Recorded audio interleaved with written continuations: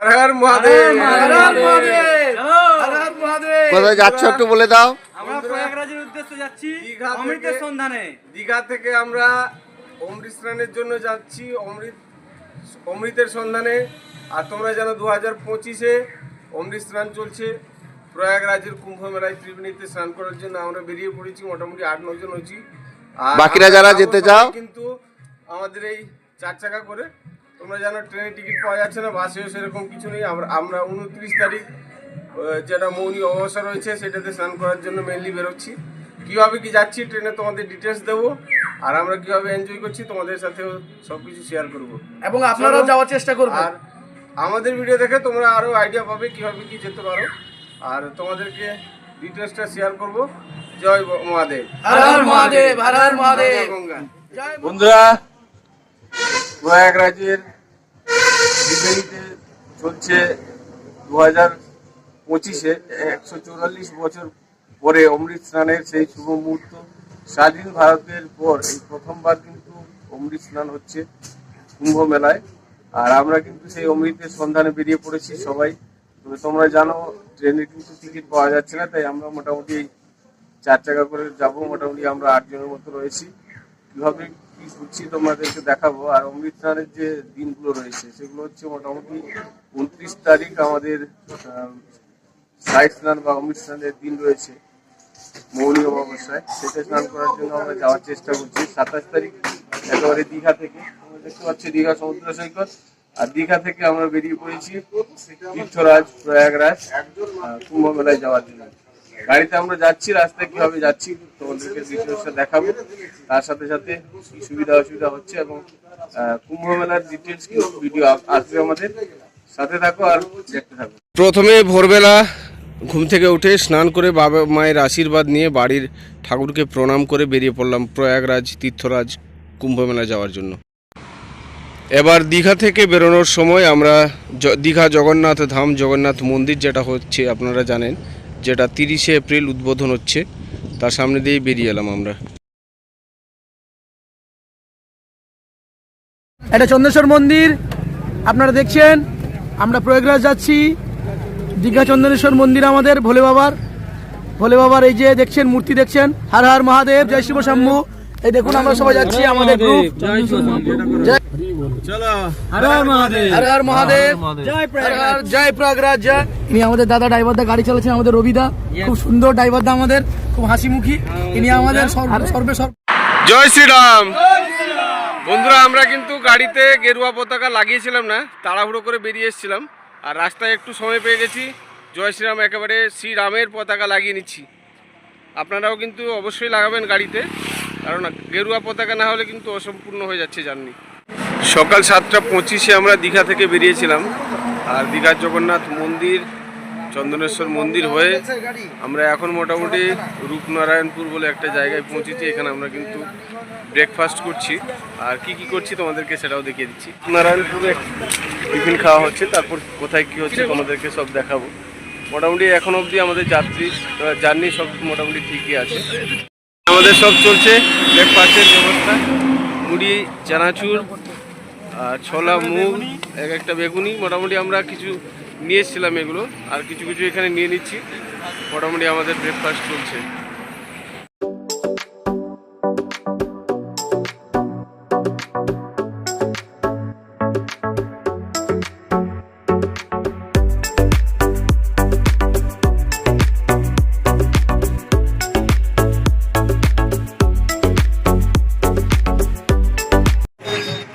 মোটামুটি রাস্তায় কিন্তু ভাতের আইটেম সেরকম কিছু পেলাম না, এখানে কিছু মিষ্টি পেলাম।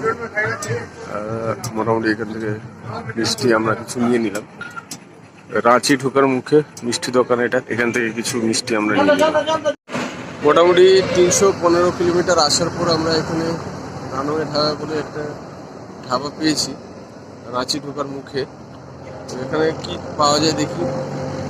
আবার মোটামুটি এখানে পিঠার মতো ভাত, ডাল, মাছ, খাবার পাওয়া যাবে না। ওগুলো কী পাওয়া যায় দেখি, খেয়ে তোমাদেরকে দেখাচ্ছি কীভাবে পাওয়া যায় অপশান। আচ্ছা, ভিতরে আমরা ঢুকে গেছি, খাবার অর্ডার দিয়েছি, তোমাদেরকে দেখিয়ে দিই। এই যে খাবার আমাদের এসে গেছে, খাওয়া শুরু হয়ে গেছে। এখানে তন্দুরি রুটি পিস 20 টাকা করে, আর পনির বাটার মশলা নিয়েছি আমরা 250 টাকা করে, ডাল ফ্রাই 90 টাকা, আর যদি আপনারা সবজি ভাত খেতে চান সেটা হচ্ছে 250 টাকা মিল। তো আমাদের মোটামুটি এই যে মোটামুটি দিয়েছে ভালো। এই যে ডালটা দিয়েছে দেখুন, ওটা বালতিতে করে দুটো এতে চলছে আমাদের। আচ্ছা, এই যে কেমন খাবার কেমন লাগছে রাজেশ দা? হ্যাঁ,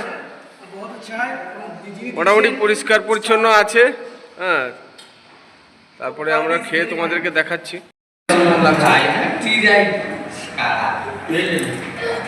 খুব সুন্দর। পরীক্ষা মোটামুটি ঠিক আছে, মোটামুটি মোটামুটি খাওয়া যাবে। খাবার মোটামুটি ঠিক আছে, ভালো বলবো না, ঠিক আছে। চলো, মোটামুটি খাওয়া দাওয়া হলো, খুব ভালো তো বলবোই না, আর বাঙালিদের খাবার তো এখনো পাওয়া যায় না। চলো মোটামুটি খেয়ে নিলাম, 3:10 নাগাদ আবার আমরা রওনা দিচ্ছি। এবার 5:50 নাগাদ বিকেলবেলা আমরা একটা এই রাঁচি স্টেশনের কাছে, রাঁচি পাটনা রোডের কাছে চা খাচ্ছি। মোটামুটি চা বিস্কিট হালকা আমরা খেয়ে নিচ্ছি, তারপর আবার রওনা দেবো। বিকেলবেলা 6টা নাগাদ, 5:50 হয়েছে এখন, আর আমরা এখানে হোটেল কৃষ্ণা রয়েছে, তার এটা near Ranchi Patna road, near railway station. এখানে আমরা চা খেয়ে নিচ্ছি, আমাদের গ্রুপের মোটামুটি চা আছে, এখানে হোটেলও রয়েছে। তবে খাবার কীরকম জানি না, আমরা চা খেয়ে নিচ্ছি, চাটা আমরা খাচ্ছি, দিলে আবার আমাদের যাত্রা শুরু হবে। বিহারের ভিতরে আমরা আসছি, আর জ্যামটা কত আছে দেখে নাও, কিলোমিটারের ওপর কিলোমিটার কিন্তু এইভাবে রাস্তায় জ্যাম। আমরা সাইড লাইন দিয়ে কোনো রকম বেরিয়ে আসার চেষ্টা করেছি, কতটা ভিড় দেখে নাও, একেবারে কিলোমিটারের পর কিলোমিটার এইরকম জ্যাম। আর আমরা যে রুটটা আসছি, দীঘা থেকে আমরা বেরিয়েছি, দীঘা, তারপর চন্দনেশ্বর পরেই আমরা আবার সলপাট্টা ধরেছি, তারপর খড়গপুর, টাটা, জামশেদপুর হয়ে হাজারিবাগ, বেহরিন, গয়া, বেনারস হয়ে আমরা প্রয়াগরাজ পৌঁছাবো। আর রাস্তায় ভিড়টা দেখো তোমরা, শুধু ভয়ঙ্কর ভিড়। আর খাবারে তো রাস্তায় মানে কি বলবো, প্রচুর সমস্যা হয়েছে। খাবার আমরা 1 ঘন্টা 1.5 ঘন্টা ওয়েট করেও খাবার পাইনি, 2-3টে হোটেল আমাদেরকে চেঞ্জ করতে হয়েছে, তারপর গিয়ে মোটামুটি খাবার পেয়েছি। এখানে খাবারের অবস্থাটা দেখে নাও, আমাদের যা শুকনো খাবার ছিল, মুড়ি টুড়ি নিয়ে সব কিছু, আর অর্ডার দিয়েছি, তাদের খাবার সেরকম নেই, মোটামুটি যা আছে ম্যানেজ করে রুটি তরকা সবজি যা আছে দেওয়ার চেষ্টা করছে। আর শুকনো খাবার আমাদের যা ছিল মোটামুটি বের করে খাওয়া শুরু করে দিয়েছি। হাতে যত পারবেন শুকনো খাবার নিয়ে আসুন, নাহলে কিন্তু বিপদে পড়তে পারেন। রাস্তায় জ্যামটা তোমাদেরকে দেখিয়ে দিলাম, আর হোটেলের যা অবস্থা, এখানে খাবার অর্ডার দিয়েও কিন্তু খাবার পাওয়া যাচ্ছে না। তাই তোমরা কিন্তু মানসিকভাবে সেই রকম প্রস্তুতি নিয়ে আসো, আর শুকনো খাবার চাই মানে পারলে নিয়ে আসতে পারো। আমরা মুড়ি নিয়ে এসেছি, যেগুলো খেয়ে সেরকম মোটামুটি চালাচ্ছি। তো শুকনো খাবার নিয়ে আসো, তাহলে কিন্তু হয়তো তোমাদের কিছুটা হেল্প হবে। মোটামুটি খাবারের অবস্থা ভীষণ খারাপ, ঘন্টা ঘন্টা ওয়েট করেও কিন্তু খাবার পাওয়া যাচ্ছে না। আর তারপরে লাইনটা তো দেখলেই কতটা জ্যাম। হাতে সময় নিয়ে আসো, আর 2-3 জন ড্রাইভার থাকলে গাড়িতে আরও ভালো হয়, কারণ সময় জানি না। এখনও বিহারের মধ্যে রয়েছি, ইউপি পৌঁছাই, তারপর কি হচ্ছে দেখি। মোটামুটি ভীষণ জ্যাম, তারপরে খাবারের তো ভীষণ সমস্যা। যারা গাড়ি নিয়ে আসবে ভাবছো, জ্যামটা দেখে নাও। রাত্রে তোমাদের জ্যাম দেখিয়েছিলাম, আর দিনের বেলা দেখো ঘন্টার পর ঘন্টা লাগছে, কোনো রাস্তা নেই যাওয়ার। কিলোমিটারের পর কিলোমিটার এইভাবে জ্যাম কিন্তু রয়েছে। মোটামুটি জানি না কিভাবে কখন পৌঁছাবো। মোটামুটি গাড়ি নিয়ে এলেও তোমরা মোটামুটি ভেবে নাও কি অনেক সময় লাগবে। মানে কালকে রাত থেকে এক একটা জায়গায় আধ ঘন্টা 1 ঘন্টা করে এইভাবে জ্যাম কিন্তু আছে। আর সকাল হয়ে গেছে, মোটামুটি আমরা তো রাত 1টার সময় পৌঁছে যেতাম, আর এখন 8টা বেজে গেছে, আরও মানে 100 কিলোমিটারের আগেই জ্যাম। দেখে নাও তোমরা, হাতে সময় নিয়ে অবশ্যই আসবে, তার কারণ হচ্ছে এরকম পরিস্থিতি অবশ্যই হবে, কারণ কোটি কোটি মানুষের সমাগম যেখানে হচ্ছে, এরকম জ্যাম একেবারে স্বাভাবিক। বন্ধুরা, আজকে 28 তারিখ, এখন 9টা বাজে। আমরা নবতপুরে একটা পেট্রোল পাম্পের কাছে দাঁড়িয়েছি। মোটামুটি এখানে আমরা ওয়াশরুম রয়েছে, ফ্রেশ হয়ে নিচ্ছি একটু, আর এখানে চাটা খেয়ে আবার বেরিয়ে যাব। আমাদের তো 1টা-2টার সময় পৌঁছানোর টার্গেট ছিল, কিন্তু রাস্তায় প্রচুর জ্যাম। আমরা মোটামুটি এখনও ইউপি আর বিহারের বর্ডারে রয়েছি নবতপুরে। চলো তোমাদেরকে জার্নি আরও দেখিয়ে দেবো, তবে তোমাদেরকে আরও বলবো আমি, হাতে অবশ্যই সময় নিয়ে আসো, কারণ যেভাবে ভক্তদের সমাগম, মানে প্রচুর সংখ্যায় প্রচুর সংখ্যায় অসংখ্য 4 ভিডিওতে যতটা সম্ভব তোমাদের দেখানোর চেষ্টা করলাম। না এলে তোমরা বুঝতে পারবে না। অবশ্যই হাতে সময় নিয়ে, আর ভিড় হবে সেরকম চিন্তাভাবনা নিয়ে আসো। তার কারণ হচ্ছে এটা মহাকুম্ভ, কোটি কোটি মানুষের সমাগম যেখানে হচ্ছে। সময় অবশ্যই লাগবে, ভিড় অবশ্যই হবে, আর এগুলো সহ্য করতে হবে। তার কারণ হচ্ছে আমরা দীঘা, পুরী বা দার্জিলিং ঘুরতে যাচ্ছি না, এটা তীর্থ করতে যাচ্ছি। তীর্থের মতোই কিন্তু আমাদেরকে কিছু কষ্ট করতে হবে। তার কারণ হচ্ছে যেখানে 1 লক্ষবার সমগ্র পৃথিবী ঘুরলে যে পুণ্যটা অর্জন হয়, সেটা কিন্তু এই কুম্ভ মেলায় স্নান করলে অর্জন হয়। তো এত সহজে তো পাওয়া যাবে না, অবশ্যই কষ্ট করতে হবে একটু। আর জার্নি তোমাদের সাথে শেয়ার করছি। কুম্ভ মেলার প্রচুর ভিডিও আসবে এই চ্যানেলে, সঙ্গে থাকবেন, চ্যানেলকে সাবস্ক্রাইব করে রাখবেন। আর কীভাবে কি আমরা পৌঁছাচ্ছি, সেখানে কি কি ব্যবস্থা, সব কিছু তোমাদের আপডেট দিতে থাকবো।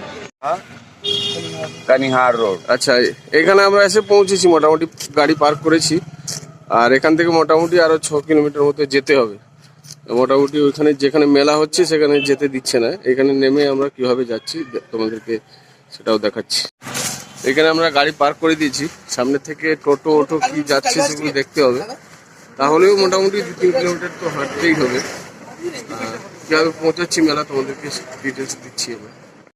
আচ্ছা, এখানে কানিহার রোড থেকে অটো যাচ্ছে, অটো টোটো ধরে তোমরা কিন্তু একেবারে সঙ্গমের একেবারে কিনারে যেতে পারো। হর হর মহাদেব। অবশেষে পৌঁছে গেছি তীর্থরাজ প্রয়াগরাজে। একেবারে কুম্ভমেলা থেকে সরাসরি তোমাদেরকে আপডেট দিচ্ছি। চারদিকে ভিড়টা দেখো, প্রচুর সংখ্যায় মানুষ, অগণিত মানুষ এখানে এসে পৌঁছে গেছেন। পরবর্তী ভিডিওগুলোতে আরও তোমাদেরকে আপডেট দেবো, কীভাবে কি আমরা স্নান করছি আর কীভাবে কি আমাদের এখানে দিন কাটছে। চ্যানেলকে সাবস্ক্রাইব করে আমাদের সাথে থাকো। আর প্রয়াগরাজ কুম্ভমেলা রিলেটেড অমৃত স্নানের এই যে মুহূর্ত 2025-এর মহাকুম্ভ মেলার আরও ভিডিও আসবে। চ্যানেলকে সাবস্ক্রাইব করে সাথে থাকুন। আর সবশেষে হর হর মহাদেব, জয় মা গঙ্গা, জয় মা যমুনা, জয় মা সরস্বতী।